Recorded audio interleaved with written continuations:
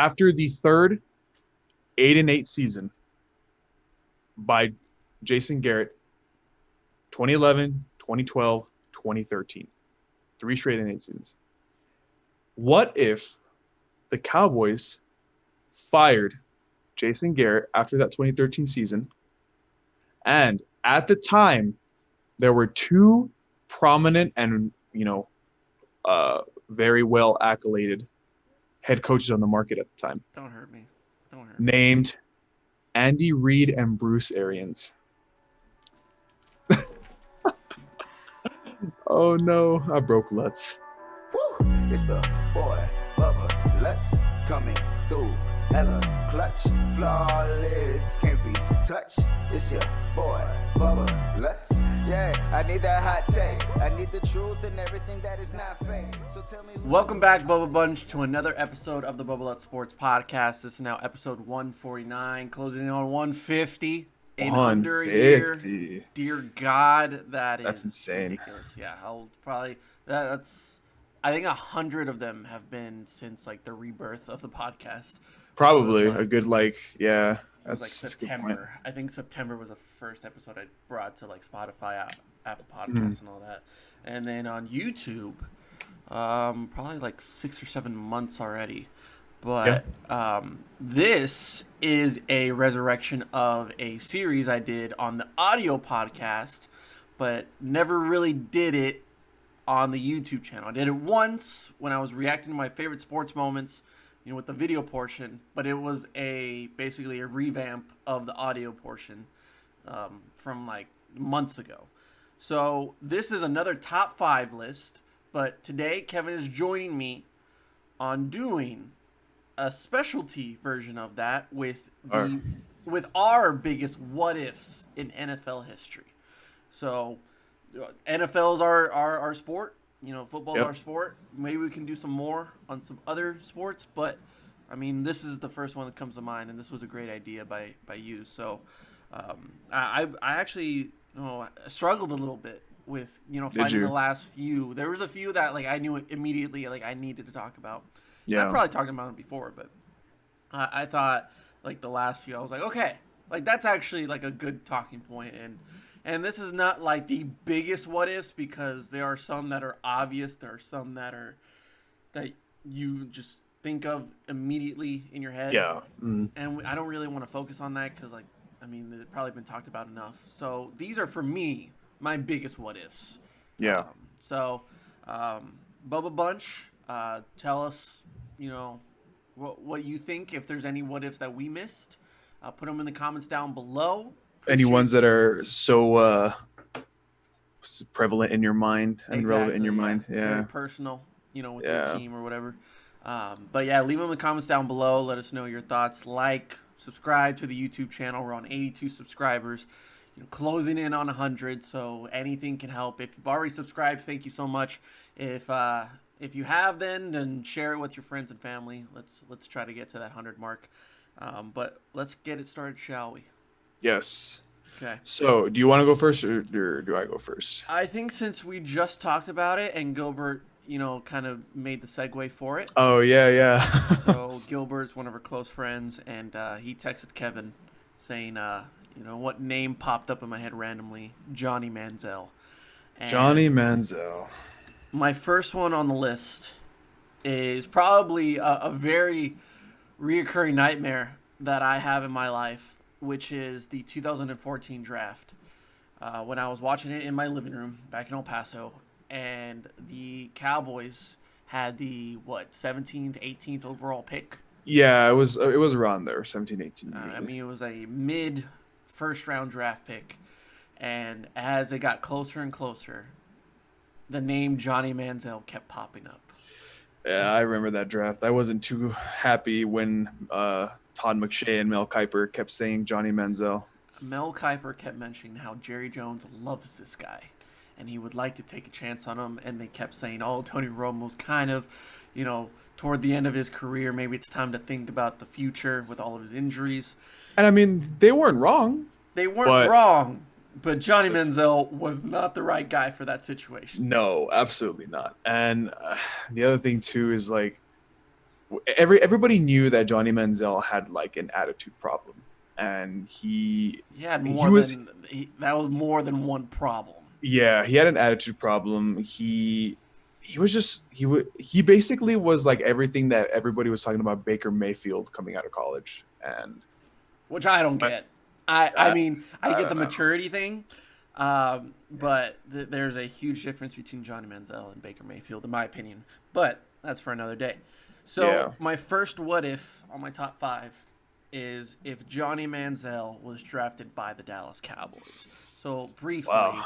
let's just think about how that would work. So it's 2014, right?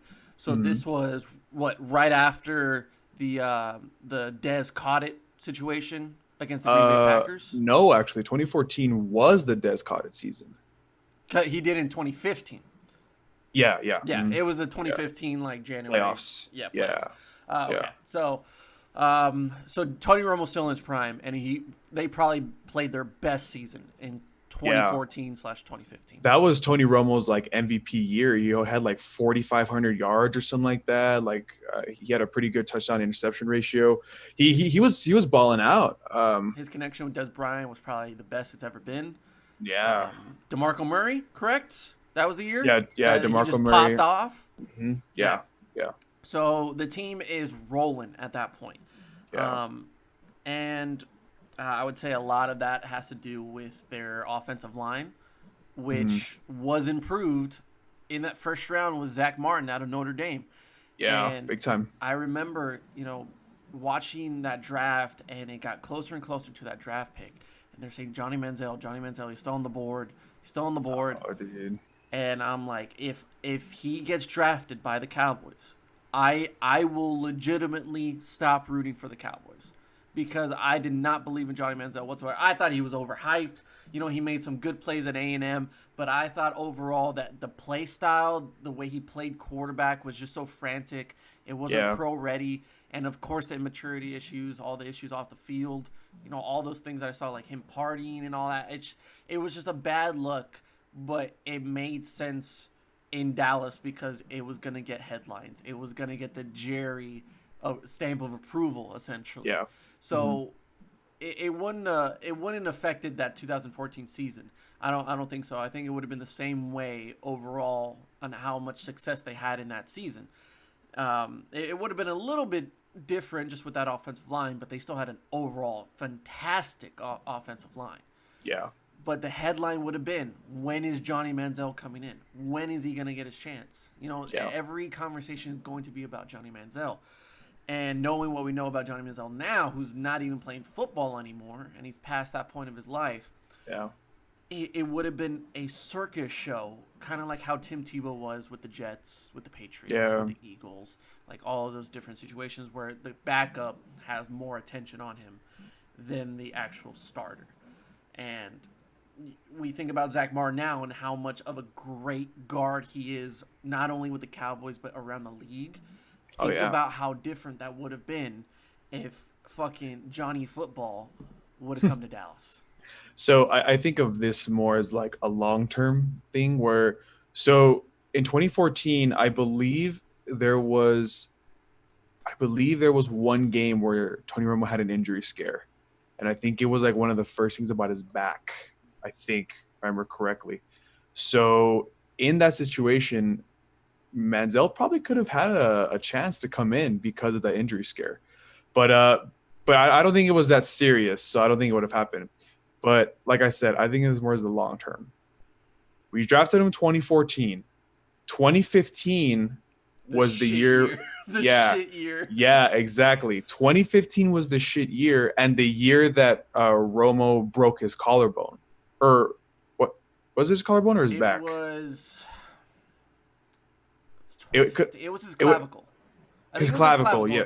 It was his clavicle against the Eagles. That's right, yes. So it was the second game of the season, and that's when Romo broke his clavicle. Right there, literally just a year later, learning behind Romo from 2014, he would have had a shot in 2015 in the second game. He would have been the guy for the rest of the year, because that year exactly. It was Brandon Whedon and then Matt Castle came in after that. Was John Kitna still on the team? I don't think so. I think it was Brandon Whedon for a couple games. We didn't like how it was working out, and then Matt Castle came in towards the end of the season. Interesting. Yeah. Dude, I So, just remember that Jets game on like Thursday night. oh, were we? I Yeah. had no emotion during that game. I just knew Yeah. they were gonna lose because the Yeah. season was over. But And oh that's my when like goodness. Darrell Revis was still like, not super shut down, but he was still really, really good in general. You know what I do And remember about that game? Sorry to interrupt, but which one? that was when Ryan Fitzpatrick was still like the quarterback for the Jets. Oh, that's Do you right. I remember the remember post game that. interview? Wait, like the one where like his bridge of his nose was like Yes, bleeding it's and all that. bleeding, and then they Yeah. scare him, and so he's like, "Woo-hoo!" Mhm. And he just looks in the camera. Dude, I Yeah. remember being so mad after that game, like that the season is just shit. And I remember watching it, I was like, oh, that's actually pretty funny. It's actually pretty funny. Yeah, that's an all-time like classic folly now, I guess they call That it. is such a good like meme.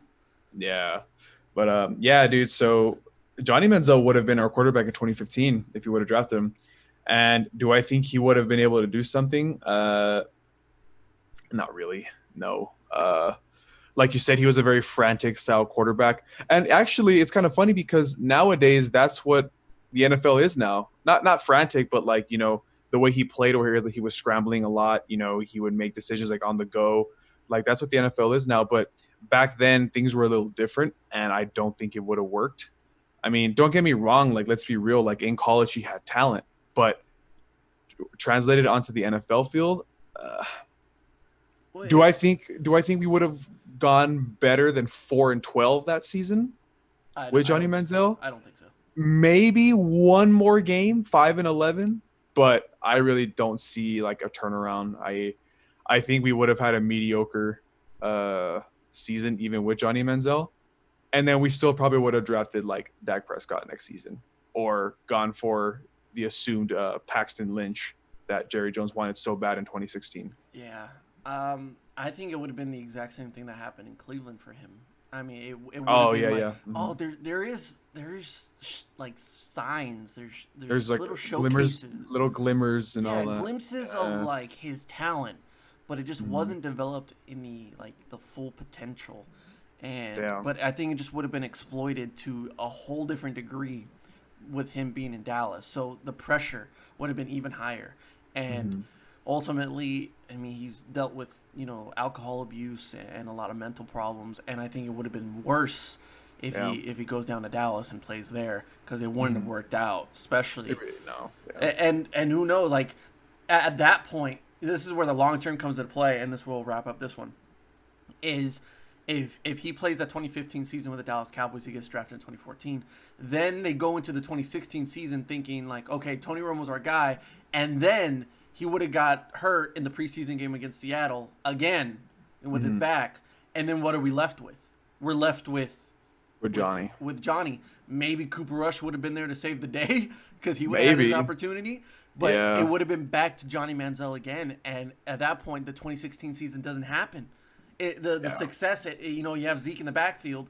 But what if you would have spent that first round pick on a quarterback?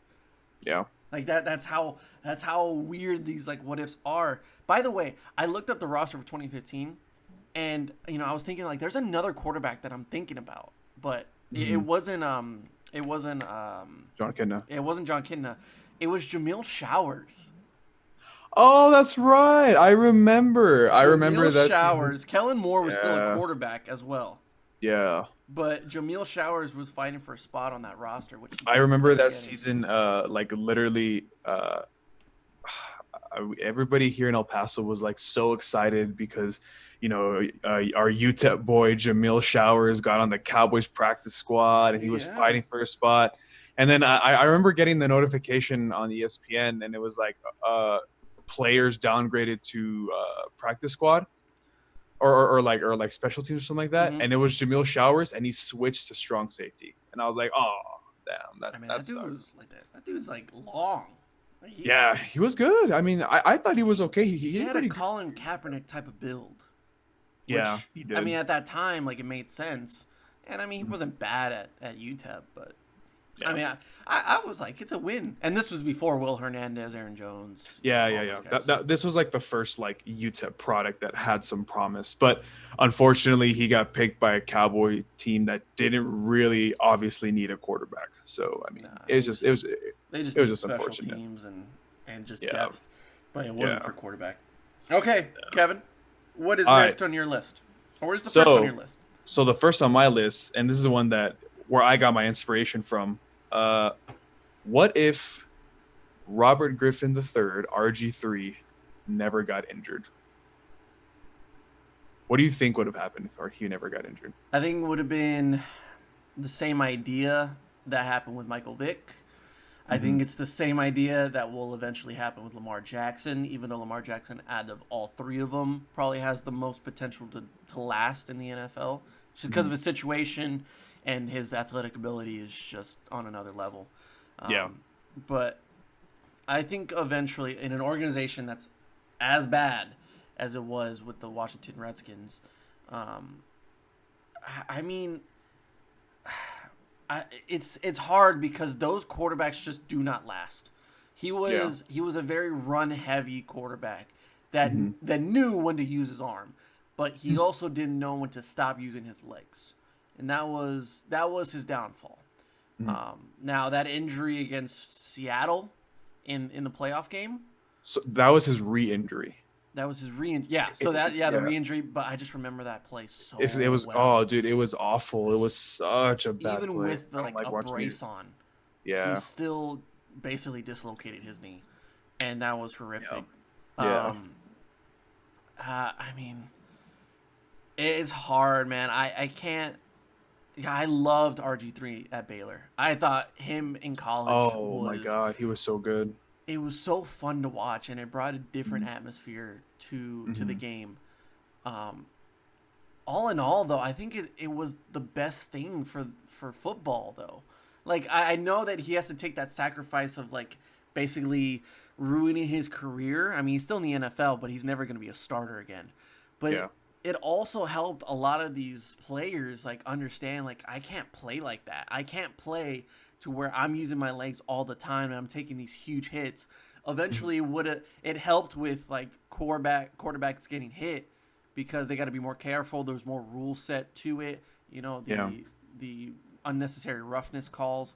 Like, you have to think that RG3 had a part in that. And Yeah. I mean, the last thing I'll say about that, because I mean, it's such a clear one that comes to mind when you say about what ifs. Because Andrew Luck had a great career, but what if he continued his career and he didn't have that many injuries, and RG3's right there with him? But, like, what about Kirk Cousins?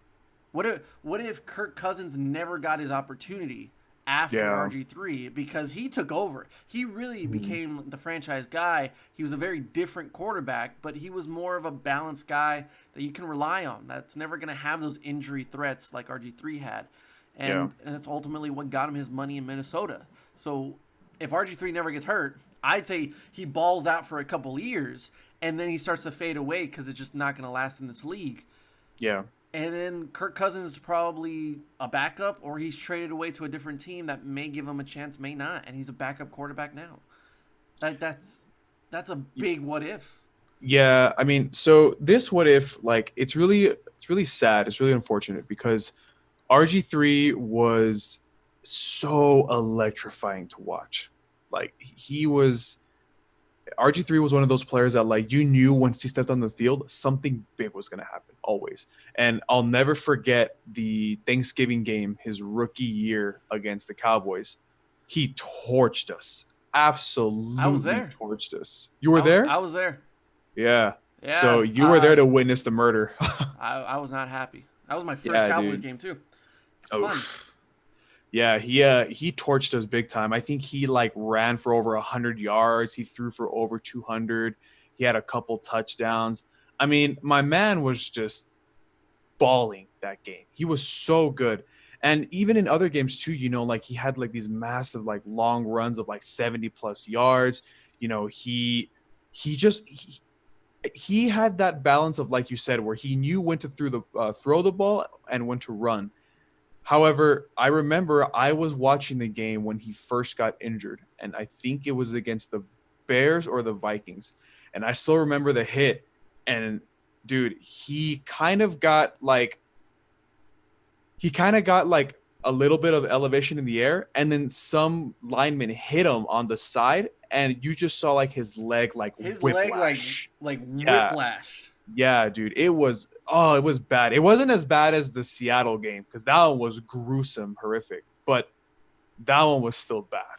And I remember I was like, oh no, like this is, I guess this was the inevitable, because like we said back then, like offenses weren't really made around like running with the quarterback. So when the quarterback ran, that was his idea and there was no actual plan around it. Unlike Lamar Jackson nowadays, where literally Baltimore makes quarterback runs with blocking down the field already, like, in position. So, yeah, I mean, as unfortunate as it was the inevitable. And it really sucks that this happened to him because, I don't think he would have been Lamar Jackson because, he still had his faults, but RG3 was a very, very exciting, talented, electrifying player to watch. And it sucks. It really sucks. He's the epitome of a dual threat quarterback. Yeah, exactly. I mean, he really was. Ever since Michael Vick, he was kind of that first one in a long time to where you're like, he's a dual threat. We don't know what to do. We can't plan for him. And he was such a good leader too. Like everyone loved him. Mm-hmm. He was such a lovable guy. He did great things at Baylor, even though like they weren't a prominent school for football. Mm-hmm. But once he got in the league, like he felt comfortable, and everyone in the locker room just felt, what he was feeling as far as like success. And that Washington Redskins team was something else that year. I mean, it was an NFC East division that year that was like unpredictable. And it was a lot to do with RG3 because if you beat him, like congratulations, you did something that no one else in the league can really do right now. Yeah. And if you lost them, well, hey, it's RG3. He really can't. And you know what? I don't know if you remember, but that wild card playoff game against the Seahawks, they almost won. That drive where he injured his knee, that was like the game-winning drive. Like if he would have like went down the field. It was super close. So yeah, so man, it sucks. I mean, I'm glad he's still in the NFL. He still has a job.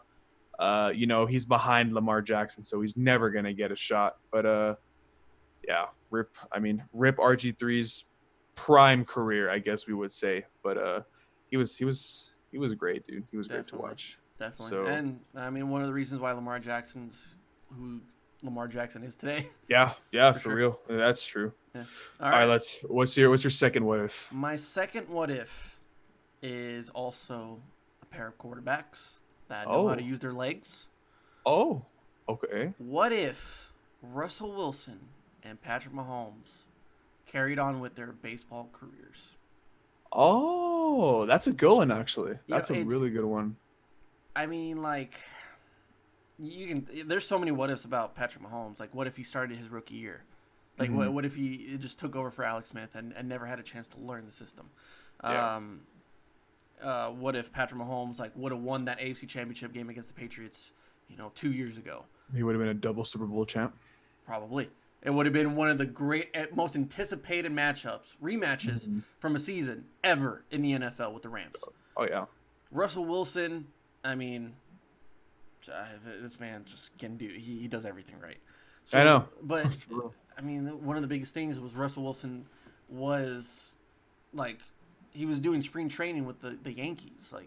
He could have been with the team. Patrick Mahomes out of college, you could put him in any sport. He'll do it right. I mean, he has the arm for it, and he was also a very good baseball player. Yeah. Yet the wrist injuries that occurred, led him toward football, and now these two guys are the two best quarterbacks in the league. Imagine how different this football league would look if Russell Wilson and Patrick Mahomes would not be there at all. Well, do the Seahawks have any success at all?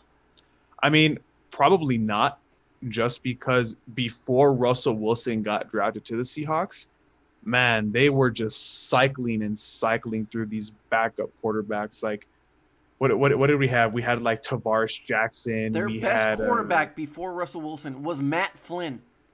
yeah, Matt Flynn was there for a while too. I remember that.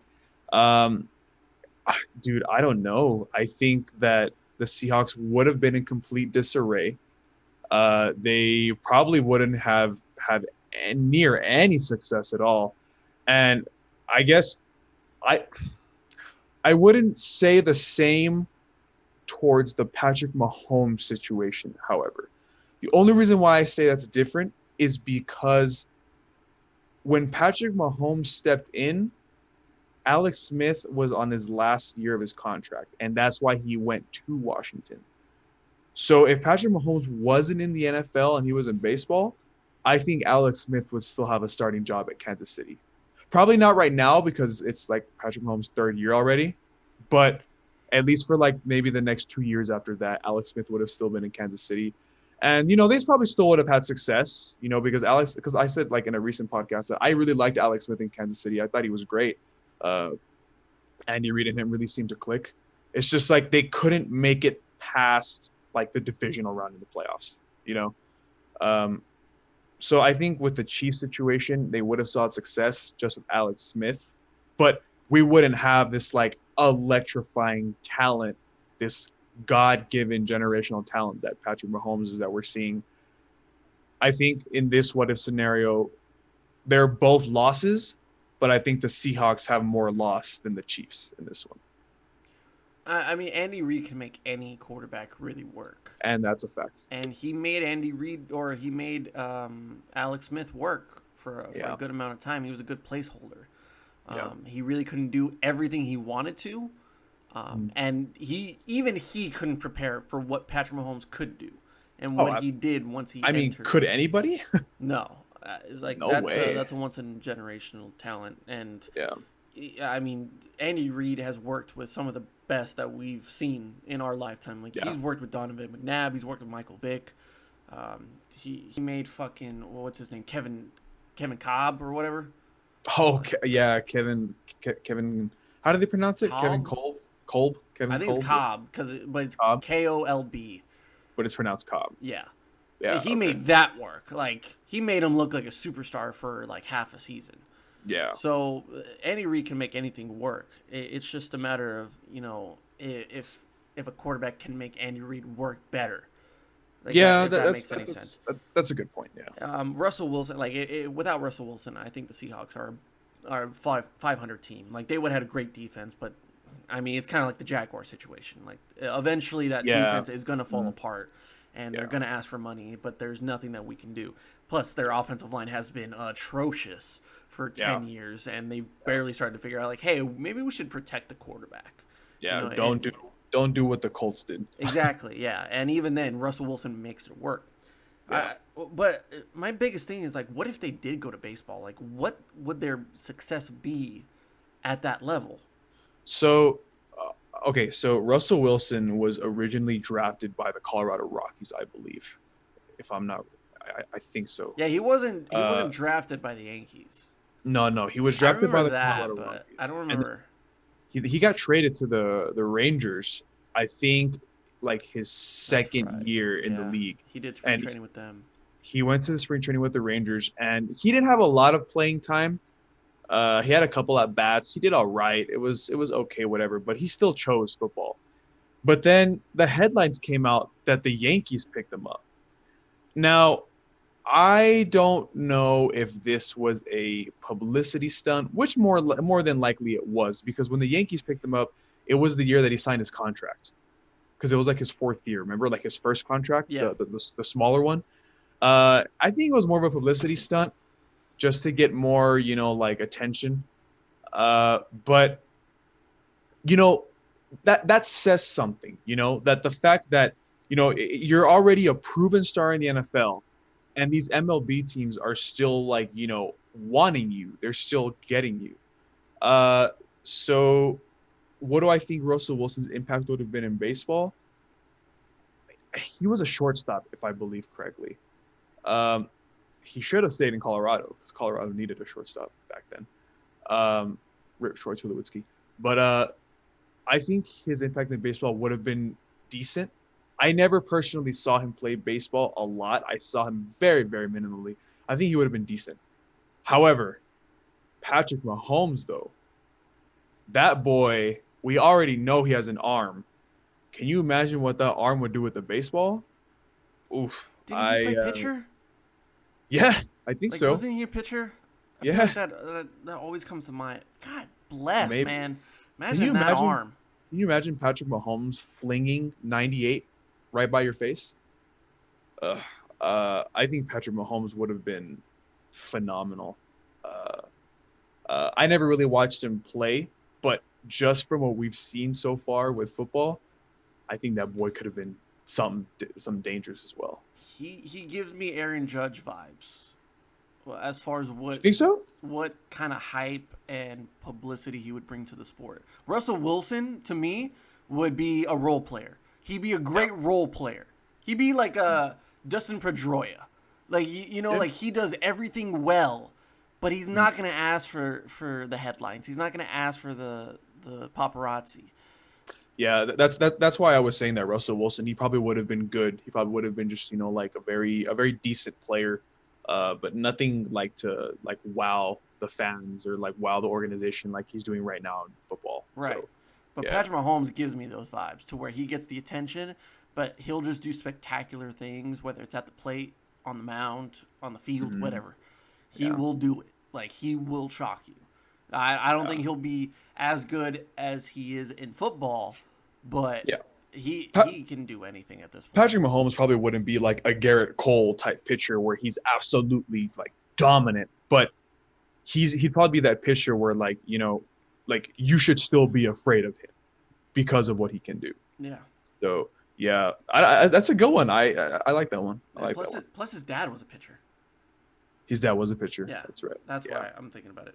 All right. Yeah. All right. So my second scenario. What if in the 2004 NFL draft, Eli Manning and Phillip Rivers didn't switch? Don't care. Both are trash. I'm See, kidding. I've always been against you when it comes to Phillip Rivers. I've never thought he was like a GOAT or like a god or whatever, but I do think Phillip Rivers had a decent and good career. Now, Oh, I mean, yeah, what you if- can say decent. I can say decent. He did really good things with the Chargers. He But did. then again, he didn't win a Super Bowl. Like, he had LaDainian Well- Tomlinson. Okay, so that's okay. I was about to say that 2006 season. I think that was his like really, really only chance to get to a Super Bowl, and he messed up. I He disagree. choked. I disagree. Really? Yeah. What of the season? Any year that he's had Keenan Allen, any year that he's had Melvin Gordon, Austin Eckler, Derwin James, Joey Bosa, Okay. Melvin Ingram. Okay, I disagree with that just because the coaching staff wasn't that good. In my opinion, I'm not saying they were garbage, but were they Super Bowl material? No, not in my opinion. Yeah, the but players I obviously- I also the see players Phillip obviously. Rivers throwing 4 interceptions a game. I can't argue with you on that one. I mean, I'm not a fan. I've never liked his throwing mechanics. I never liked his decision making, and ever since that 2006 season, I think he's been a bum. And the fact that he's still in the league surprises me. And I can say the same thing about fucking Eli Manning. Ever since that second Super Bowl win, he has been down the drain. And So then let's think about it this way: if Eli Manning would have stayed with the Chargers and if Phillip Rivers would have gone to the Giants, we'll talk prior 2012 when both of them started like obviously either falling and ascending. Eli Manning never really ascended again, but Phillip Rivers had his like ascending year and then he would fall back down. Prior 2012, so that 8-year span where Eli Manning won 2 Super Bowls, Phillip Rivers was on a really good Chargers team that almost went to the Super Bowl, was making consistent playoffs. What do you think would have happened? I don't know. Here's the thing about like trading and going to another team. It's the same thing like Drew Brees. Like, I don't think Drew Brees would have been what he is if he stayed in San Diego. Yeah, that's a fair point. I think the feeling of a team giving up on you and you going to another team that is willing to take a chance on you and having that chip on your shoulder, that is way more motivating than your actual like playing ability and talent. Like Eli Manning, Phillip Rivers are not athletic guys. They're just not what the quarterbacks are nowadays. They're just straight pocket passers. That's all they are. They're pocket passers. They'll make the right decisions. You know, they'll show some really good signs of like throwing power or throwing ability. More on the Phillip Rivers side, more than Eli Manning. But I think going to New York or, you know, staying in San Diego, like whatever the case may be, it's like that feeling of like that team gave up on me and I want them to regret it. Yeah. If I'm going to New Orleans as Drew Brees, I want San Diego to know that they made a fucking huge mistake. So I'm going to play to the best of my ability and get better each day. That you just don't have that same feeling when you stay at that place. So if Eli stays in San Diego, it's like he'll get a chance, like undoubtedly at someday. But do I think he'll do the same things he did and the same trust that he built in New York, in San Diego? I just don't believe it. So I don't know, man. I'm just not big fans of either of those quarterbacks. So I'd say if Eli stays in San Diego, if Phillip goes to New York, whatever, I think they'll have good careers, but I don't think either of them would win a Super Bowl. Really? So so those two Super Bowls that the Giants won would be erased in your mind? Yeah, I mean, I don't think Eli was the reason why they won those championships either way. I thought it was the defense. So that defense would have been the same. Yeah.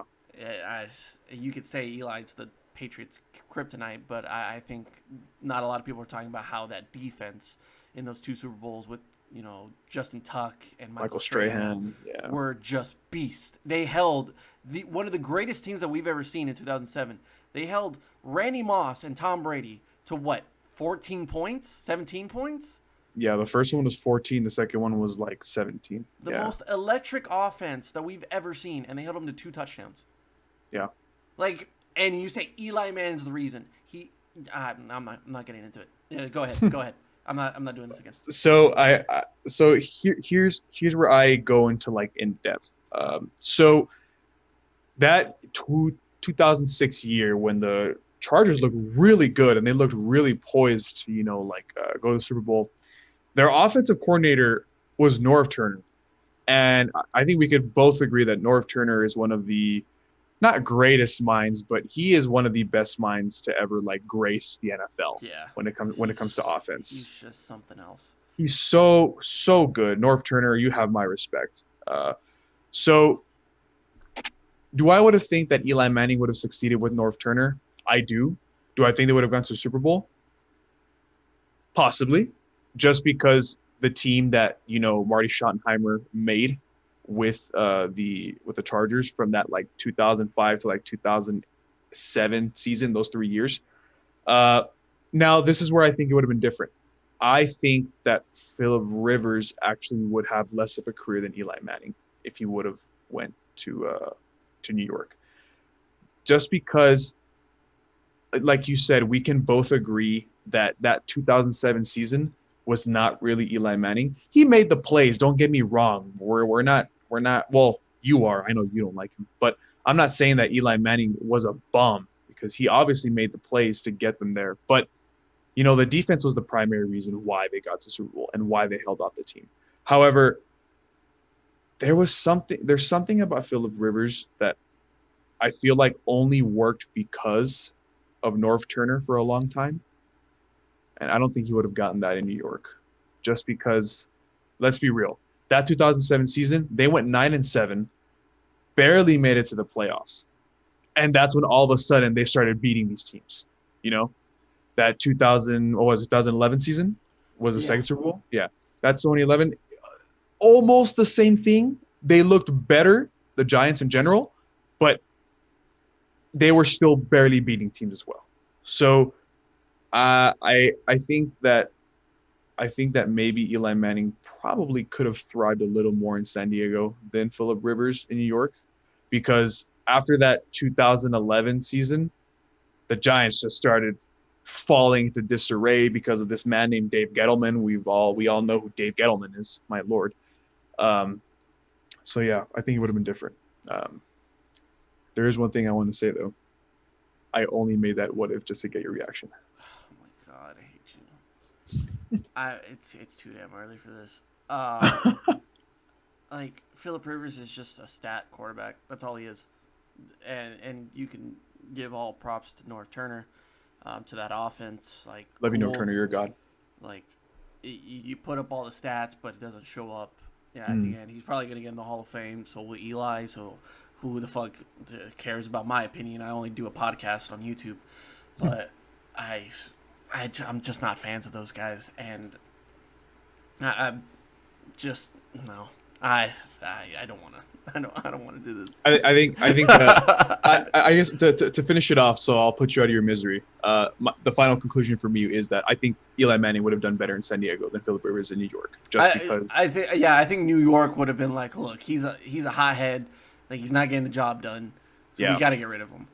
Also because like you were saying earlier, before I put down that timetable, is that Phillip Rivers has had extremely good players the last couple seasons.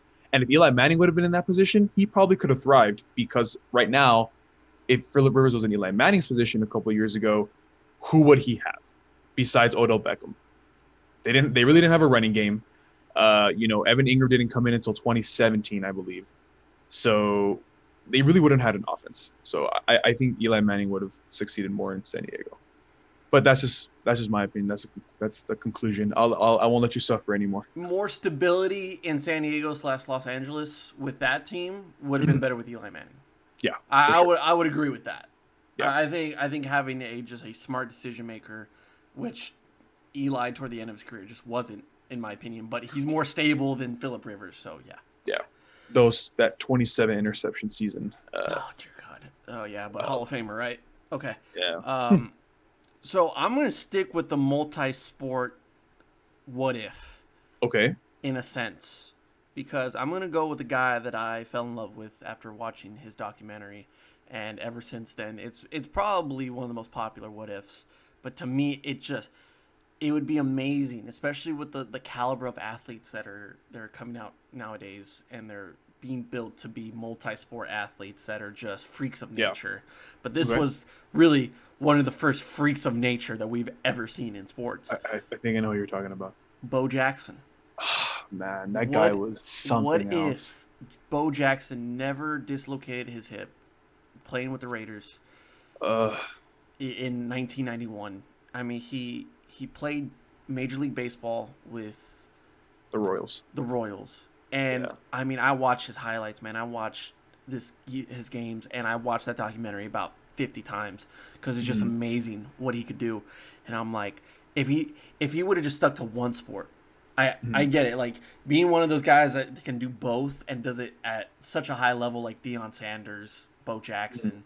Yeah, like, these guys are just incredible. Like they just have a drive and a competitive nature that is unlike any other. Match that with a God-given talent of like a body sculpted by a god with Bo Jackson. Yeah. And one of the first really big athletes to get that much like attention with advertisements, merchandising. Like he had his own Nike campaign, which is weird in that time realm where not a lot of guys did that. But if he would have stuck with baseball, I mean, he was a great outfielder. The man had great speed, a fantastic arm. And dude, I think my man like had one of the first ever cannon arms that baseball's ever seen. Like he could throw anybody from anywhere on the field. He was insane. He could throw from the warning track to home plate and get the guy. It didn't matter. God, if he was so good. If he was closer to home than he was to third base, it's still Bo. Like you still have to worry. Yeah. Or if you would have stayed with football. And I mean, the guy was like, I think he made the Olympic team for track and I think field. so. Yeah. Like as a running back, you need that speed, but match that with the size of that guy. Oh, he was huge. He was And huge. the most Yeah. amazing thing to me is when they were talking about his dislocated hip. You know, when he got hurt with the Raiders in that one game against the Bengals. The whole reason why he dislocated his hip is because he had so much torque and force put onto that leg when it hit the field that his pelvis, his hip area could not handle that much force. So it just dislocated. I'm like, you know what? How much force during a tackle you have to put on to hurt your own body? Yeah. Like, that is Jeez. incredible to me that that's the reason why. He was so good and so powerful that he didn't know his own strength. Like, My his man body ended didn't his know his own own strength. career, unfortunately. And even after that, like, he stuck with baseball. You saw those moments where he was still the same old Bo. And, I mean, he would do diving catches, he would run against Yeah. the wall, and he would hit bombs. His first at bat after coming back from that injury was a home run at home. Yeah. Like, that is incredible to me. So, I mean, I wouldn't have gotten to see him play. Like, it was early 90s, and he would have probably played until I was born, and that Yeah. was it. But imagine, man, like, that's one of those what ifs. Like, if you can go back in time, like, I wish I could have gone and seen Jordan play in his Oh prime. yeah. Yeah. Another one of those would have been Bo Jackson. Yeah. So I mean, you practically said everything that I was going to say. I mean, Bo Jackson was one of those. I think you could have the strong argument that Bo Jackson is probably among the list of one of the greatest athletes of all time in general. Just because he was so good at everything. Like you said, he made the Olympic team. He was regarded as one of the best baseball players at the time. And also he was a freak of nature on the field. And if I remember correctly, you watched the documentary, so you could probably like tell me if I'm right or wrong. I think he said one time in an interview that he preferred baseball over football, didn't he? Yes. Yeah. Yeah. Because So when he played at Auburn, like he played both, but he just fell in love with baseball a lot more. I think he actually considered Florida State as well as one of those colleges because they were more profound on baseball. Yeah. So I guess to answer your question, what if he picked a sport? He would have obviously gone with baseball. I think we would be talking about Bo Jackson in like the regards of just Hall of Famer. We'd be talking with him about like with Mike Piazza, with Roger Clemens, with Gary Sheffield, just Ricky Henderson, like those players back then in like the late 80s, like early 90s, 70s as well, that just they defined baseball. And because he was so good, he would have been in that conversation. Man, just thinking about it gives me goosebumps because of how good he was. I remember seeing his highlights. So what do I think like would have happened? Bo Jackson would have been in the Hall of Fame for baseball by far. He probably would have set records. And that they were still LA, right? The Raiders? Yes. Yeah, that LA Raiders team would have been nothing without him because he was like their main drive. Oh yeah. There's no one else on that team really. Yeah. So. Yeah, no, he would have gone down as if he had a long baseball career. Yeah. In any sport, I think if he would have done football or baseball, what he did in such a short period of time, he would have gone down as the greatest athlete of all time. Oh yeah, for sure. Without by a doubt. far. It doesn't matter if he makes Hall of Fame in either. He is the greatest athlete. And even today, I still probably consider him the greatest athlete I've ever seen. Yeah. What a freak, dude. He was so good. Oh, my God, Bo Jackson. All right. Kevin, so who is next on your list? We just talked about him. What if Roger Clemens never took steroids? That's a good one. What if the Chicago Bears didn't do the dumbest NFL trade in recent history Mm. and selected Patrick Mahomes as their quarterback? What do you think would have happened with that? Let's say the Chicago Bears go with Patrick Mahomes, Mm-hmm. who, I mean, to be honest, man, I don't think Mitch was the guy. I thought Deshaun was the guy. Mm-hmm. Patrick was next, and then Mitch Okay. was the following. At the time, this was your opinion, This was my opinion because Deshaun won the national championship. of course. He beat Bama. He's a great Mhm. leader, a great dual threat quarterback. Dabo Sweeney, I trust the guy. I'm going with Deshaun Watson. Okay. I loved watching Patrick Mahomes play in college. Now Yeah. I get it. This is where it makes sense that Chicago kind of passed on Patrick because Mhm. he was at a program that thrived on offense. And Yeah. yes, you can go back to some of those games against, like, let's say Baylor, against Oklahoma State. That game where he had like 700 total yards. I think it was at AT&T Stadium where they just threw bombs. I mean, Yeah. it was like a 60-point game for each side, and Yeah. they went back and forth. And you saw he could throw 60, 70 yards down the field without a problem. Yeah. And in a Big 12 conference that is mainly offense, you would assume that Texas Tech would dominate everybody. Yeah. But that wasn't the case because defense doesn't exist in Lubbock, apparently. And it doesn't really exist in the Big 12. It really doesn't. I'm a Texas fan. I should know this. Yeah. So, like, Cliff had the guy. He had what he wanted in a quarterback. And yet Yeah. they only went like 500, which in my eyes, if I'm Chicago, I'm like, look, he's a great talent, but I just don't think that system or that, journey that he had in college would really resonate in the NFL. Like, you gotta focus on defenses. You can't just like route everybody by 60 points and throw 80 yards down the field. It just doesn't work in the NFL. Yeah. And so I think that's why the Chicago Bears passed on him. But still, you had Deshaun Watson. Still, Mitch Trubisky had one season at North Carolina, and I was like, okay, like, it wasn't the greatest season of all time. They literally went like just above 500, I think. Like, they weren't that good, and Mitch didn't look that good either. The only reason why they were so high on him was because he had like 5,000 yards passing, or something like that in that one season or something like that. I mean, who are you playing? Yeah, You're in exactly. The ACC, like, you're Exactly. playing two good teams, really good teams, and then after that, you just fall off the barrel. Yeah, exactly. So, I mean, Deshaun would have stayed, I think, in Houston, and then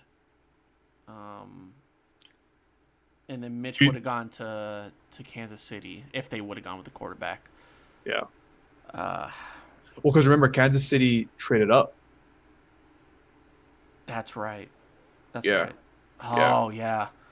Yeah. That's Andy Reid for you. Yeah. Kansas City traded up to get Mahomes. Dude, I mean, think about how how close the Bears were to getting to the NFC Championship with Mitchell Trubisky as their quarterback, and if Eddie Pinheiro hit that field goal. So that's exactly where I was going to go with this. What I was going to go with, like, okay, obviously, like that first season, he would have been thrown in right away. And, okay, cool. Like, maybe he would have been decent because, that first season, the Bears weren't at their prime yet. Their defense was already kind of hitting form, but they weren't at their prime yet. Now, this is what I was going to get into. Matt Nagy gets hired the following year. We all understand that Matt Nagy is not an Andy Reid. We understand this. But Matt Nagy is a very smart offensive-minded coach. And, that season, like, he made Mitch Trubisky look okay. Like the first half of the season, Mitch looked pretty good because They Matt did Nagy put weapons around him. Yeah, Matt Nagy was like inputting all these plays into the offense that it made Mitch look good. There was a lot of just like dynamic plays that it fit for him. So I guess that's where I was going to go with this. What if Matt Nagy and Patrick Mahomes teamed up for the foreseeable future? I I think they have a championship caliber defense. Chuck Mhm. Pagano has done a phenomenal job. I've said this on the other podcast that what they've done with their defense is great. I love their defense. I mean, they had weapons, course. across the board. Prince Mukamara and Haha Clinton Dix last year. Dude, Kyle Fuller. Adrian Amos. I mean, Kyle. You said Kyle Fuller, right? Yeah. Yeah, Kyle Fuller. And then, like how I did for the fantasy draft, I did basically a whole Bears linebacker core because it was Khalil Mack, Raquan Smith, Danny Trevathan, and I got Khalil Mack. yeah, whatever. I still made it work. Yeah. And honestly, like those few years before Mitchell really dipped down, they had some offensive weapons too. They still kind of do, but I mean, they have good wide receivers like Allen Robinson. They had Alshon Jeffrey for a while. I thought their running backs were stacked, and they just didn't know how to use them. They had Jordan Howard and Tariq Cohen at the same time, and they just didn't know what to do with them in the backfield, which is horrific. So if you plug in Patrick Mahomes in there, they are winning Super Bowls. In my opinion, they are winning Super Bowls because the foundation of a Super Bowl team is there. I love Chuck Pagano as a defensive coordinator. Matt Nagy would have been okay enough, I think. We agree on that. Yeah. Because they were one field goal away from going to the NFC Championship with a bum quarterback. Yeah. And they somehow won some games last year with a backup quarterback that no one's heard about. Chase Daniel. So imagine putting the caliber of Patrick Mahomes with those same weapons, with that same defense that would have given him more possessions to score points. You're telling me that they would rout everybody in that NFC North. Like the Packers are good. The Minnesota Vikings are good. But the Bears, like, to me, are kind of that team where it's like, if they can get their shit together, man, they can make they can make noise in that division, let alone the NFC, because that defense is going to carry them to a Super Bowl. So I don't think I can disagree with you at all, just because you basically laid out everything that would have worked. I mean, it was that the Matt Nagy got hired, I believe it was 2018, correct? He's been there, I think, 3 years. Yeah, so 2018 or 2017, whatever the case may be. He got hired, and then instantly they looked good on offense right away, and then they kind of dipped a little bit. But still, the point is that he had the playbook to make them look good, even with Mitch Trubisky. I mean, we saw what their defense can do. Like you said, they almost made it to the NFC Championship. I can agree that if Patrick Mahomes was there, they probably would have won Super Bowls. And I can also add that because Patrick Mahomes would have been with the Bears and they would have been winning Super Bowls, their defense would probably still be intact because they lost a couple players last season to free agency. Yeah, they would have taken less money to be with a really good organization. I mean, let's be real, dude. Like, Adrian Amos left to the Packers, right? Adrian Amos is a really good safety. I like Adrian Amos. Mm-hmm. Now, do you think he would have left to Green Bay if Patrick Mahomes was his quarterback and he basically had almost a guaranteed Super Bowl these past 3 seasons? Mm-hmm. No, absolutely not. He would have stayed. Yeah. Danny Trevathan was, no, who was it? Danny Trevathan's still there. I'm thinking about another linebacker that left. I'm blanking out. But anyway, my point is that I think players that left Chicago for free agency, they would have stayed because Patrick Mahomes was there. They had a good Super Bowl run, possibly with the potential. I think the Bears could have had maybe at least 1 or 2 Super Bowls within the next 5 to 6 years if Patrick Mahomes would have been. Yeah. They just were. You can't stop them on either side of the field. Yeah, you really couldn't. Because I mean, dude, think about it. Imagine having Patrick Mahomes on your offense as the star, and then you have Khalil Mack on the other side. Dude, hell no, I wouldn't want to play the Bears. Yeah, right, routed, bro. Christ, get routed on both sides of the ball. I'm cool, man. It's a mercy rule. I'll take the L. I'm all right. You know what's another one that I saw that kind of ties into that? Like another what if? What? It's like, what if Lovie Smith never got fired and he stayed? So instead of going Matt, I mean, it was it was about time that they moved on from Lovie Smith. Yes. He was there too long. Yes. Just imagine if he stayed like 1 or 2 extra years, and he got Patrick, he got Khalil. So that defense looks really good with Chuck Pagano, but imagine Lovie Yeah. Smith with that defense. So my respect to Lovie Smith, because Lovie Smith should be recognized as a very good head coach in his prime, because Lovie Smith built the monsters of the Midway while he was there. But I don't know. It's a little iffy, in my opinion. it was just interesting. I was like, oh, I mean, that's a fair point. Like, he's doing really good things right now. Yeah. Like, he went on to Tampa. Mhm. I don't know if he was the head coach there. He was a coordinator or I think- a head coach. I think he was the head coach because Dirk Cutter got the starting job, Okay. and Yeah. Dirk Cutter was, again. But yeah, so I don't think it would have made that much of a difference. I mean, Khalil Mack and Lovie Smith sounds pretty good to me. Mhm. That's a Okay. fair point. My Your third one, sir. fourth one. Oh, that's right. That's right. Yes. Your fourth one. Yeah, Yes. we're we gotta get through these. Another guy that could have played baseball. I think there's a trend here. Oh, but- I know you're talking about Who? Kyler Murray. No. Mm-hmm. I should have put that. Well, no, it's too early to tell. Yeah. I'm going with a guy that. I mean, there's so many things you could talk about with this guy, but I'm going all the way back to 2013. I'm going all the way back to the Superdome in New Orleans on a February day in 2013. Okay. Ravens versus Niners. The Oh. blackout Super Bowl. Oh. One play could have made all the difference. Mm-hmm. What if Colin Kaepernick and the 49ers won the Super Bowl in 2013? Colin Kaepernick would still have a job. Okay. Now, do you think he still protest? Yes, Okay. but think about it this way, and I don't want to get into this topic. I'll talk about it very briefly, just because that's not what we're talking about right now. However, Colin Kaepernick does not have a job because he was outed by the NFL in a wrong fashion. However, if Colin Kaepernick had a Super Bowl, and he would have been the MVP Yes. because he carried that team in that comeback. Oh, dude, that season's just great. Yeah. I love that. Colin Kaepernick back then was.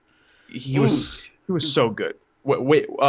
Unfortunately, wasted talent for the wrong reasons is what I'll say. If Colin Kaepernick was a Super Bowl MVP, Super Bowl winning quarterback, he still would have protested. I have no doubt against that. But things would be different. Because, first of all, we all know he still has the talent. But with those accolades next to his name, he would still have a job right now. That's my He what would if have answer. some job for He would. sure. No. He would. Well, the league's kind of changed, but it still fits his system. I mean, he would be what? Yeah. I mean, he's probably 8 or 9 years into his career. Yeah. And a quarterback like that who uses his legs pretty well. I mean, he had a devastating arm, so Yeah. he still has the throwing power. I think he would have adjusted to the newer ways of a quarterback to how to he play would it. he would be a starting quarterback right now, in my opinion. He still should be, in my opinion. There's plenty of teams out there that I think you have a bum as your starting quarterback. Chargers, please, but that's They not have gonna no quarterback at this point. We don't know Yeah. about Justin Herbert, and Tyrod Taylor's just a placeholder, but he's Yeah. not a starting quarterback. You know what always blew my mind about Colin Kaepernick, and I'll never forget. Dude, did you see it was like whenever he would throw cross patterns or like post patterns, some quarterbacks have to airmail that ball. My man was a bullet. He would He's throw a pitcher. He's a he pitcher. would throw 40-yard passes as a bullet. And you know what? I feel bad for those receivers because they probably dislocated, they probably broke their fingers catching balls from Kaepernick. My God. He's throwing fastballs. He was throwing heat, bro. He played pitcher at was it University of Nevada? I honestly, I don't know. I'm pretty sure he played college baseball and he was a pitcher. And then I remember like one Sunday night they showed like a tracker of how fast he's throwing these footballs. It was like 98. Wasn't it the divisional game against the Packers? He did everything in that fucking divisional game. I just remember the read options they would run, and Clay Matthews looked so confused. I mean, he had never seen a read option before in his life, and it was because of how well Colin Kaepernick did. Yeah. So, I mean, he would have protested. Oh, he still would have. I know that. Like, it would have. I don't know if the NFL would have handled it correctly that time, but they would definitely looked in the mirror and said, look, we have one of our Super Bowl winning quarterbacks and one of the best players in the league right now telling us that we're doing something wrong. And I feel like it wouldn't be the sense of him just losing his job and then being blackballed by the NFL and not getting a starting job elsewhere, especially with all these like head coaches saying like, oh, he's a great talent. You know, anybody would be lucky to have him as a quarterback, and like we would love to have him here, but then they never do anything about it. They literally just say those things, but never actually, you know, they don't do the action. They just speak the action. It's all talk. It's all talk. Yet you can't tell me that with a quarterback like that would have won a Super Bowl, that he wouldn't at least be on a team, let alone be a starter. And if it's still the case of him winning Super Bowl, kneeling during the national anthem, and then getting blackballed again and not having a job now, that's even worse. And that's even a worse look for the NFL, because that is specifically like there is no talent like that you can find that has Super Bowl championship caliber already built in them and already has them in their career. Yeah, I mean, don't get me wrong. I am not in any way comparing Colin Kaepernick to Patrick Mahomes, because, you know, they're both very, very different quarterbacks. However, if Patrick Mahomes would have been in Colin Kaepernick's situation and he was the one kneeling, I think it's very obvious we would have had a very, very different reaction to Patrick Mahomes than Colin Kaepernick. Yeah. So, you know, it's rough. I'm not going to get into it, but it's a rough situation. But to answer your what if, he would still be a starting quarterback in the NFL, 100% in my opinion. Because with Patrick Mahomes, they would have taken it more seriously. Yeah. But unfortunately for Colin Kaepernick, that was a time when he was really dipping, and Coach Hardball, the 49ers organization, was just on a crash course to failure. Yeah. In their entire organization, that's when they had to rebuild. Unfortunately, if Colin Kaepernick did this in his prime years, 2012, 2013, like they would have. It would have been a different response. It would have been a different response. I mean, it was a different time in the country, but still, I mean, they have a big figure like that doing things like that rather than an okay quarterback on a failing team trying to get attention.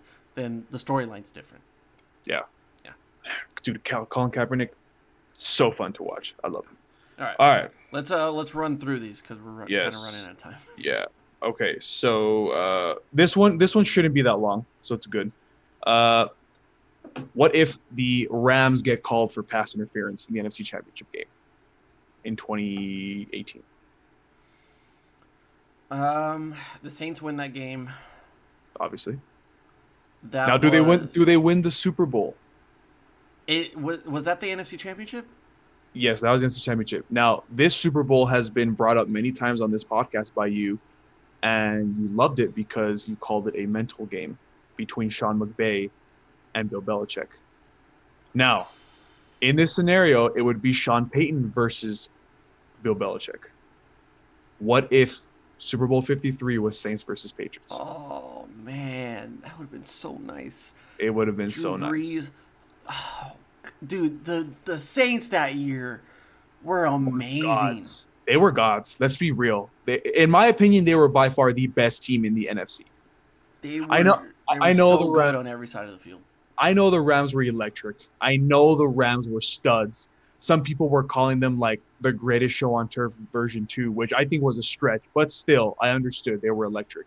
But the Saints were monsters all around the field. Defense, offense, they could do it all. they were insane. In my opinion, I think the Saints would have had their second championship with Sean Payton. I mean, don't get me wrong. I understand Bill Belichick would have probably played them the same, as tough as they did the Rams.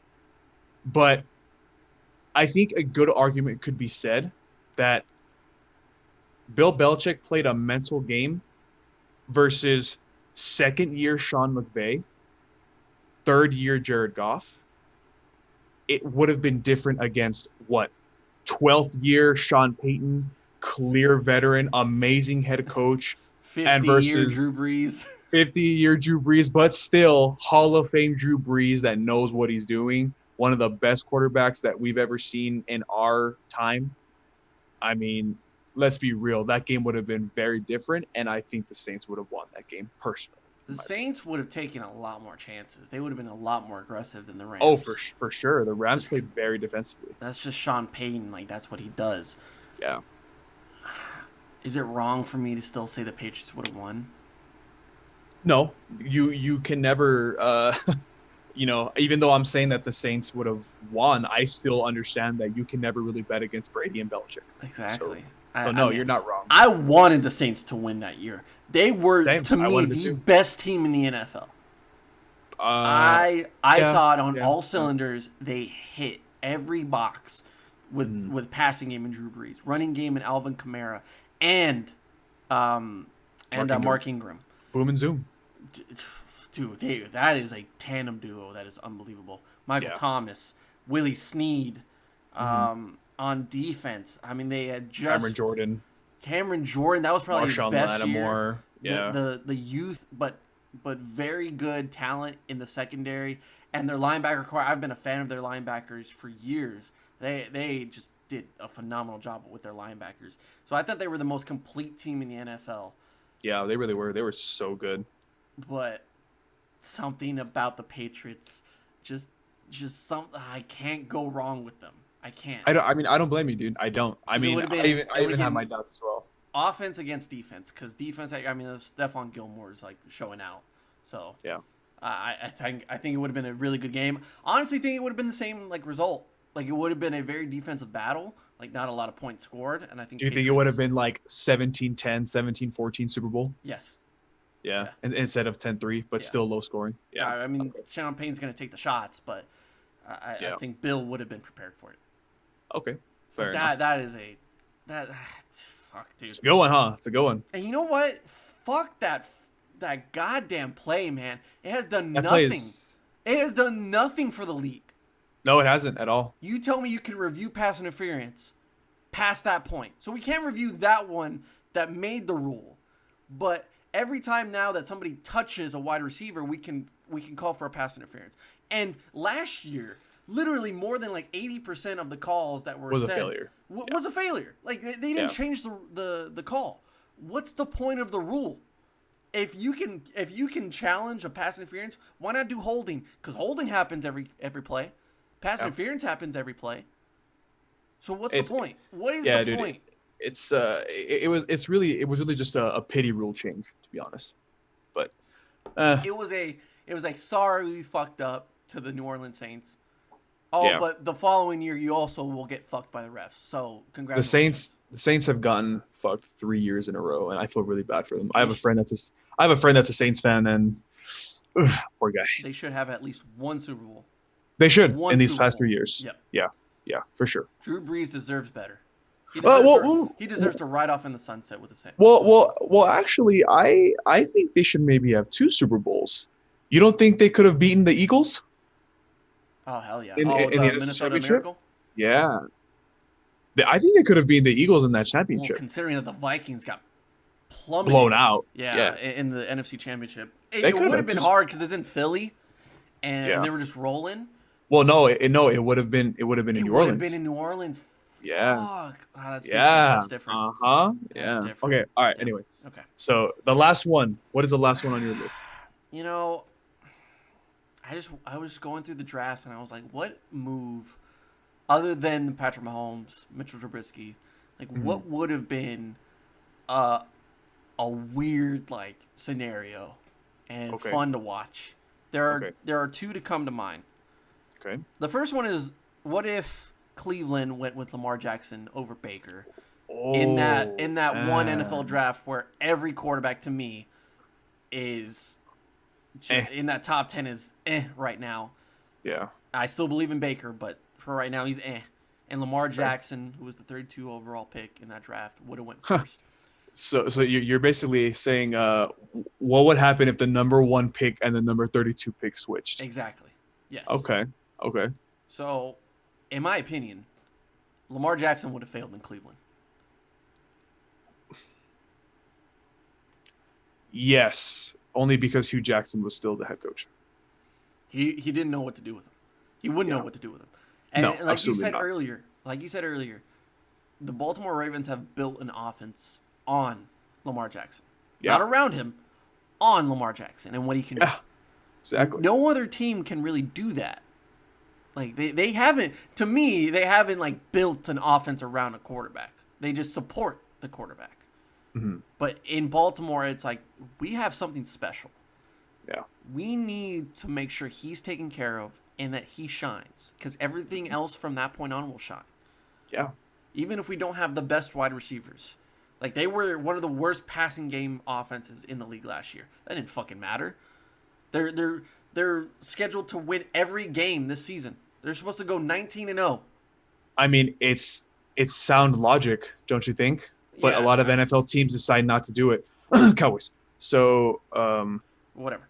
Yeah. If he goes to Cleveland, then he has to go with Hugh Jackson, and then he goes with Freddie Kitchens. And by then, we have a scrambling running quarterback that doesn't use his arm, and now he's, basically out of Cleveland, and he has to find another job because they're going to have to move on to another quarterback. Lamar Jackson would have been out of Cleveland by year 3. That's what would have happened. Yeah, I agree. So, thank God. Thank God, no. I mean, it worked out in favor. Yeah. For the Ravens. Now, what about this one? Okay. In 2014, when I was seeing when Johnny Manziel with the Cowboys, Mm-hmm. I was seeing all those picks. Jadeveon Clowney was the number 1 overall pick in 2014, and it's safe to say that he's really disappointed in the NFL. Because of injury. Right, but nevertheless, still a failure. Yes. And I mean, he's had his better years in my opinion in Seattle, but even then, it's not what you expect. You expect a J.J. Watt, right? I mean, Jadeveon Clowney, in my opinion, has been a very good player when he's healthy. It's just, unfortunately, those 3 or 4 seasons they got injured, it hurt him. And I could understand where you're coming from. So, yeah. Prove my point. Okay. So What if in 2014, with the number 1 overall pick, with J.J. Watt already been there 3 years? Okay. What if the Houston Texans selected Aaron Donald? Oh, my God. Aaron Donald came out of the 2014 NFL draft. He got picked mid-teens by the Rams. So what if on the inside you had Aaron Donald and on the outside you had J.J. Watt? Oh. Would have wasted his career essentially because of Bill O'Brien. Because of the coach that, isn't a coach, yeah. But think about how many times they are in the wild card game against the Raiders and they can't get a stop. Wow. Because J.J. Watt's hurt, whether Jadeveon Clowney's hurt, or their defense can't do shit against fucking Mike Glennon. Or Mike Glennon. I don't know, fucking whatever bum they put on instead of Derek Carr. Oh, it was Mike Wazowski. It was Matt McGloin. There you go. That was his name. Matt McGloin. Colin Kaepernick doesn't have a job. He almost won a Super Bowl. We got Matt fucking McGloin as your starting quarterback. Hey, let's go McGloin. Jesus. If Aaron Donald would have been with the Texans, he still would have won Defensive Player of the Year just because he's a freak of nature. Kevin, think about how many times either Aaron Donald or J.J. Watt have won Defensive Player of the Year over these last like 10 years. Oh my god. It's bro. more than half. Yeah. Imagine having them on the same fucking team. Imagine having J.J. Watt for 3 years and then having Aaron Donald for 4 or 5 years under a rookie contract. Yeah. What? I'm thinking that Wait just a JJ couple more Watt. years to get Deshaun Watson. I'm thinking that just JJ Watt and Aaron Donald probably could have carried the Texans to like the divisional round. Just Oh them my two. God, you don't need a defense. You got those two. Just those two. Just let those two go out in the field. And before he could even throw a ball, the quarterback's already on the ground. I mean, he's done. He's done. He's You can't done. run That's the ball. You're scared to throw. You're scared. It's like Waterboy. You remember that one part in Waterboy where like the quarterback's like scared to get hit? Oh yeah, And, yeah. like, Bobby huh? Boucher Yeah. is like, oh, mama, like he's Yeah, and, like, the yeah. guy's going back and forth, and he's like, don't hurt me, like that. Oh, That's my how God. it is. If Yeah. you had Aaron Donald and fucking JJ Watt. What, could that possibly be argued as one of the best defensive duos in the past decade ish? if that would have happened? Anything comes close. Yeah, I think that could have been the best like defensive duo in a long time. Ooh, that's that'd be good one. like fantasy type shit. Yeah. Yeah. Okay. All right. Last what if scenario, I just thought that was crazy. and this is the one that I was telling you about. That if it's a custom one that I had to do a little bit more research on. So after the third 8-8 season by Jason Garrett, 2011, 2012, 2013, 3 straight 8-8 seasons. What if the Cowboys fired Jason Garrett after that 2013 season? And at the time, there were 2 prominent and, very well accoladed head coaches on the market at the time, Don't hurt me. Don't hurt me. named Andy Reid and Bruce Arians. Oh no, I broke Lutz. Oh, dude, I think they showed his last game with the Arizona Cardinals because this was the year that he retired. So The championship game one, or the divisional round. the divisional round. I don't know. The Larry Fitz crazy play. Against the Packers? Yeah, where like That was they a won. long time ago, bro. Wasn't that his last game, or No. when did he leave Arizona? This was like just a few years ago. This was like 2018, Oh, 2017. okay. My timetable's off then. Anyway, No, continue. I don't think they made the playoffs that year. But so he's in the locker room and he just says how much he loves the players. Like oh dude, it's such a great documentary on him, and you just see the love that he has for the sport, and how much charisma and flavor he brings to the table in a locker room. And I thought, man, wouldn't it be great to have him with the Cowboys? Yeah. Andy Reid, oh my God, imagine what he could do with Dak Prescott. Mhm. But I personally, out of the two of them, I would prefer Bruce Arians. I Okay. think what he's doing in Tampa is really good, and it shows what he could have done in Dallas. Yeah. But, man, I mean, I feel the same way with, like, those two names sound really good. I would prefer those two. But I also had a period of time where I was like, when John Gruden was wanting jobs, like he wanted to coach again, I was like, wouldn't it just make sense for him to come to Dallas? Like John Gruden as a he would Cowboy. he would just fit in. Like everybody would love him. And I don't know if they would have won championships because what he's done with the Raiders so far, it's not been spectacular. And he has 7 more years on the contract. Yeah. But man, this is the same thing that I said when Jason Garrett got fired, or right before he got fired. If my team fails, if the Dallas Cowboys fail to make a playoff, fail to win a championship, whatever the case may be, I don't want to fail anymore with Jason Garrett. I'm not willing to die with Jason Garrett anymore. Yeah. I'm throwing him in a different grave. I'm done with him. I've been done with him for 5 years.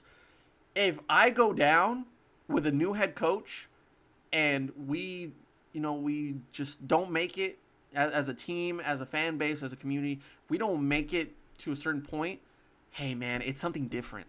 It's something that I feel like you're willing to change. And it's a good change because you've given enough time to Jason Garrett, and you're going to give this guy another 3 or 4 years to really make a change for this organization. And in that time, if you don't make it that far, hey, man, you gave it a shot. At least you tried. Yeah.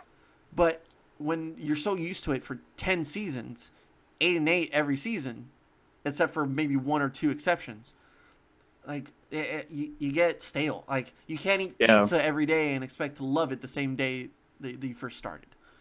Yeah. Like I never loved Jason Garrett, but I liked him at first, and then the pizza got stale. Yeah. So if I can eat a fucking burger, which in this case would be Bruce Arians, Andy Reid, in this case Mike McCarthy as well, hey man, I'll eat that till I fucking die and it gets stale again. Because if that burger's the best burger I've ever had, it's the change that you made is what's the best. I love pizza. I'll love pizza to death. But eventually, man, you just need to eat something else. Yeah. And it was about damn time.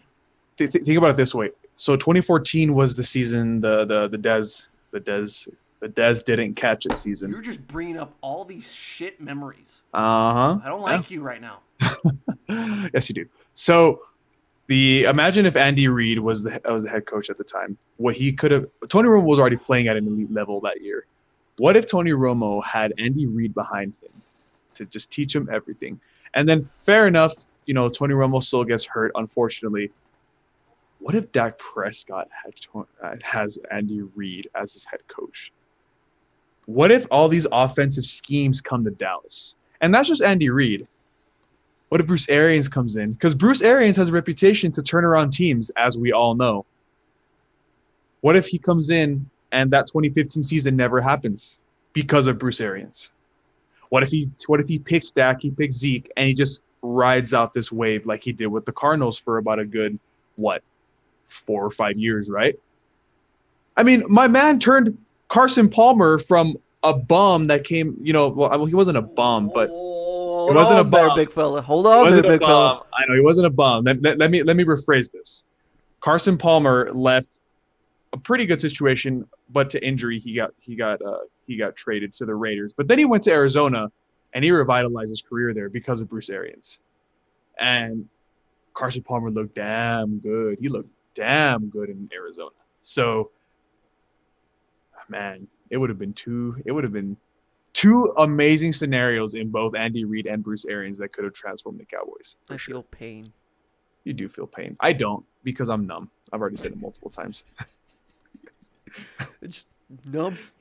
Just numb. That's all I feel now with these bum-ass Cowboys. When you said Andy Reid and Tony Romo, Andy Reid and Dak Prescott, the chills that went through my body right now. For those that are not watching this podcast, because we're like 15 hours in, like I lean back my chair, and I mean you can't see what's under my torso, what's under this camera. There's a lot going on. Yeah, a lot of good things. But there's also a lot of pain. Yeah, that's the life of Cowboys fan, ladies and gentlemen. So thank you, Kevin, for ruining my day. You still love me, though. Fuck off. Because now I got to think about that for the rest of the day. That's all right, man. We both have to. And so do millions of other Cowboys. Well, I wouldn't say millions, but also There's thousands. Millions. What the fuck are you talking about? Millions? 1 million Cowboy fans? Oh, come on. That's I could see that. Dude, actually, I could say millions. There's 360 million people in the United States? 350. Yeah, I could say millions. Okay, U.S. Census. You're telling me that not fucking 1% of that, 2% of that are Cowboys fans? No, yeah, for sure. That's a good point. Let alone in like worldwide or like Mexico? Like in Mexico, it's either Cowboys fans or Raiders fans, and there's a lot of people in Mexico. Yeah. Tell me millions. Jerry Jones has built this enough. How dare you? I'm taking like a. That's very disrespectful of you to say that there's not millions of Cowboys fans. It's called a brain fart. Leave me alone. Whatever. God. Okay. Is that it? Is that it? Yes, that's it. That's all the Jesus what ifs Christ. we got for us. Why do we keep saying that these episodes are going to be short? Like, this is going to be a short one. I think we're like an hour and a half in. It's I'm because supposed to be at the store right now.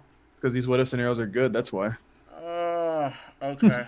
All right, people. This is going to do it for episode 149 of the Bubba Let's Sports podcast. Bubba Bunch, I appreciate you for making it this far. You're probably like 3 years older now, thanks to us. But do all the shit. Spotify, iTunes, YouTube. El YouTube. And YouTube. Make sure to subscribe, leave a like, comment down below. What are your biggest what ifs? If you agree, disagree with us, share it with your neighbors, share it with your dog, share it with that weird guy in your fucking bush right now, because my guy, he's already subscribed, so we're chilling. Jerry? How do you know? Oh, just, talk to him every now and then. But yeah, let's get to 100 subscribers. It's about damn time. It really is. I watched a video where I put it on Snapchat. It was like when we first got 60. Oh, And I was nice. I was giggling like a little schoolgirl. Almost But yeah, We're so there. on the road to 100, we're at 82 right now. Please do what you can for the Bubba Let's Sports podcast. Be a part of the Bubba Bunch, and let's get some more people involved. Thank you for watching. Thank you for listening, and we'll see you next time on the Bubba Let's Sports podcast. Yeah, hold on. Tell me who's your top 5 quarterbacks right now, dead or alive, huh? And how much do you care about a ring if the best player got carried by the team? Now, would you lose if it been a